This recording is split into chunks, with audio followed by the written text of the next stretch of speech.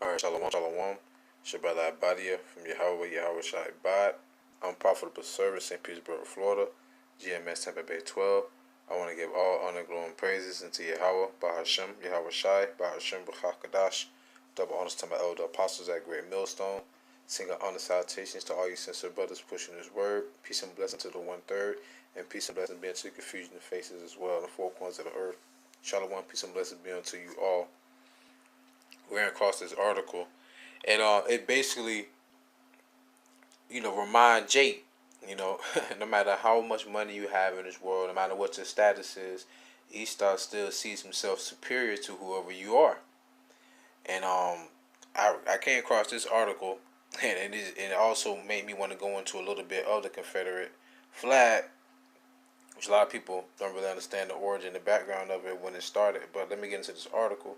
Black couple, they're not black, they're Israelite couple, alright? I don't know why this keep popping up. Israelite couple turns away, it says white, but I'm going to say Edomite repairman who had Confederate flag on truck. Now, I'm not going to play the video, but this actually even made ABC News. Basically what happened was Jake I read the article, I'm not going to read it though. Jake called somebody on Facebook to come fix a brake on one of their golf carts. Now this is a Jake calling for somebody to fix a brake on his golf carts on Facebook. So right here you can tell that they got some money. They got a little status if they got a golf cart. But lo and behold, looks who pulls up to the house. Esau Edom with his Confederate flag floating in the back, waving in the wind. And make a long story short, I believe the man, he was holding a polite conversation with him, but here come his wife. She came up and she basically said, "We sorry you can't wait out here, but we're gonna find somebody else to do the service for us." So they didn't go bonkers and they just basically told him that we're gonna spend our money elsewhere. And he even said he'll take the flag down. This is what Esau said. He said he'll take the flag down, but there was like, "Nah, we're gonna spend our money somewhere else." Everything. Esau even tried to reach out to them on Facebook. So this right here is just a reminder, though, to also show you that Esau Edom despises you.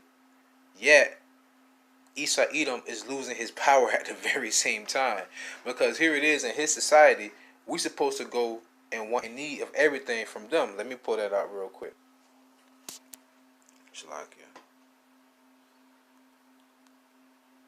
Because you remember, we are under the curses. You so-called Negro Latinos and Native Americans, we are the Hebrew Israelites according to the Bible.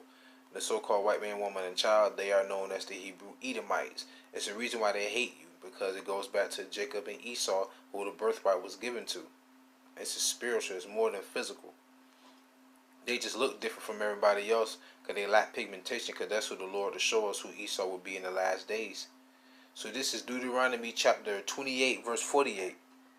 "Therefore shalt thou serve thy enemies which the Lord shall send against thee, in hunger and in thirst and in nakedness and in want of all things, that he shall put a yoke of iron upon thy neck until he have destroyed thee."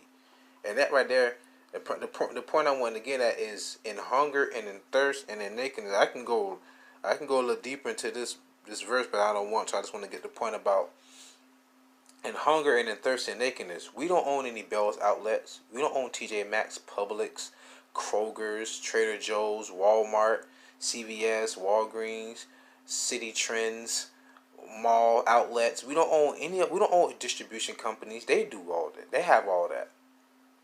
Okay, we have to go to them and want any for everything. Hell, the legal tender that we use has their face on it.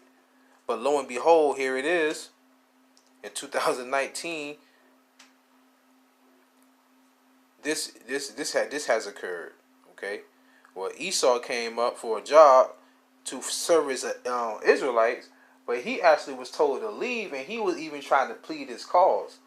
Okay, so that goes to show you, man, that there's going to be a shift in power pretty soon. Call all YAHAWASHI. Now, what I'm going to do, I'm going to bring out one more precept based upon, the shift in power, and I'm going to go into a little bit on the Confederate flag, just a little bit, Bear with me real quick. I'm going to the book of Sirach, chapter 10. Look at verse 3. I'm Salakia, verse 4. "The power of the earth is in the hand of the Lord." Now remember in Deuteronomy 28, 48, the Lord said, he will send an enemy to us. So the Lord did what? He basically fulfilled what King David had pleaded to him about in Psalm the 17th chapter, or I like to say the 17th Psalm, I believe the 13th verse, where he said to hide us from the wicked, who is thy sword. All right, because the Most High is a king. He sends nations against us. That's why the Lord said we're gonna go and want in need of everything of the so-called white man, the Esau, Edom. Okay, because the Lord has done what? Given them the earth. They're that wicked seed. It tells you that in Malachi the first chapter, like the 3rd verse on down. Jacob have I loved, Esau have I hated. And it said that Esau is the border of wickedness. The border is the beginning of something. Okay, or the boundaries of it. And they have no boundaries when it comes to the wickedness, man. Job 9:24, the earth is given to the hands of the wicked. So I'm telling you right now, you basically know who's ruling the world right now. Okay? Putting all the sanctions on all the nations. If you want to be a pilot, you have to know English. I'm going to just say that, all right? In any country. Sirach 10:4, the power of the earth is in the hand of the Lord, and in due time he will set over it one that is profitable. In the hand of God, Yahawah, is the prosperity of man. And upon the person of the scribe shall he lay his honor. And the scribes would basically be the 144,000. But it said prosperity. So guess what? Esau didn't prosper that day. He didn't prosper that day. Okay, and they go to show you that that's becoming a transfer in power. Now, I'm not saying that Jake gonna make it on this side with this money, with this society, but Jake's learning that, hey, you know, you royalty, and on top of that, Esau hates you. No matter how much you try to become, no matter how much you try to become a part of this society, or to incorporate yourself, the Lord is telling you, come out of her, my people, because the sins of this nation has risen, man. Okay, to the heavens. The Lord's gonna come and destroy this place, whether you accept it like it, believe it or not. So I'm trying to warn you. All right, this is a little bit about the Confederate flag.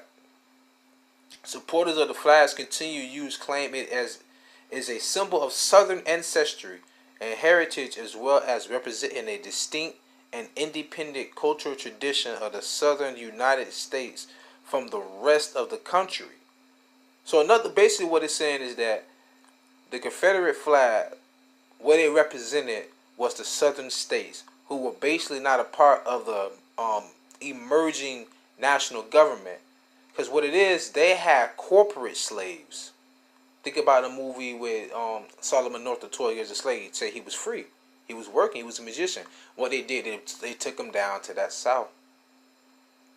But anyways, so they were making buku money off of free labor here. In the South, and they were making. Matter of fact, let me go straight to the article. They would listen. This is why, because hold on, before I even go any further, Salakia, I'm putting the carriage before the horse. They said, where did the flag come from? Let me give you a year real quick. The Stars and Bars flag was adopted March 4th, 1861, in the first temporary national capital of Montgomery, Alabama. Now, why would they say that national capital? Because this is the time when the South was trying to separate themselves for the rest of the I'm sorry, you had the Confederate states, then you had the other states. I forgot what the other states was called. Okay, Salakia. I'm basically going off the top of the dome right now, off the strength, off the spirit, because I didn't really do a lot of research, but I remember some of this. But anyways, now let's go back during the time this flag was around. Now check this out. How slavery became the economic engine of the South. Listen to this. Slavery was so profitable, it sprouted more millionaires per capita in the Mississippi River Valley than anywhere in the nation. Can you imagine being people talk about millionaires today. Imagine being a millionaire back in the 1800s, the 17th century. Millionaire. Stop playing. With cash crops of tobacco, cotton, and sugarcane, America's southern states became the economic engine of the burgeoning nation. Their fuel of choice, human slavery. Why do you think they had a civil war? They ain't want nothing about trying to free us. They wanted to incorporate everybody as corporate slaves. But in the South, they said, "No, we still making our money down here. We don't want nothing to do with what y'all got. That's why they said the South gonna rise again." No, you're not. You're not gonna rise again. You keep floating that flag around because it's when you fighting against your own brother. It said, if the Confederacy had been a separate nation, it would have ranked as the 4th richest in the world at the start of the Civil War. The fourth richest, how was that? Off of slavery. The slave economy had been very good to American prosperity. By the the slave economy had been very good to Americans' prosperity. I gotta bring a precept out, man. That just pissed me off, man. And these devils talking about some they built this fucking country. Salakia, forgive me, man, but Esau has some nerve, yo. This is Habakkuk chapter 2, verse 12. Woe to him that buildeth a town with blood and establish a city by iniquity. And that's how they built in America. Okay? Off of rape, rob, and murder, and breaking over 130-something peace treaties with the so-called Native Americans of this land. And then putting all the nation of Israel into the ghettos, the barrios, the slums, the projects, the reservations. All of us, man. That's us. It says, by the start of the war, the South was producing 75% of the world's cotton and creating more millionaires per capita in the Mississippi River Valley than anywhere in the nation. Bear with me real quick.